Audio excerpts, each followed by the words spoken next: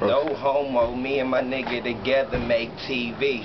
So that make big screen like CP. And you know how I do, nigga. We get more views than C3. So I'm like on motherfucking GameCube, Smash Brothers Melee. You know how I do when niggas speak freely. But motherfucking fuck. Hey, but that was really good. TV line. TV, yeah, I didn't get it. You get like a cross high five for that one. These are the best ones you can get. But that was really good. You hit the button again? It's still recording from the same one? Alright, well then we're gonna keep it hood, nigga.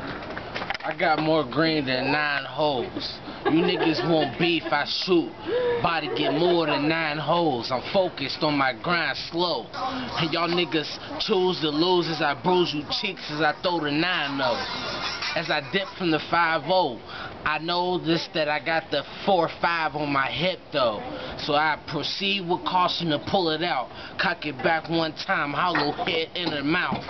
Blow a scalp out on the back of his couch.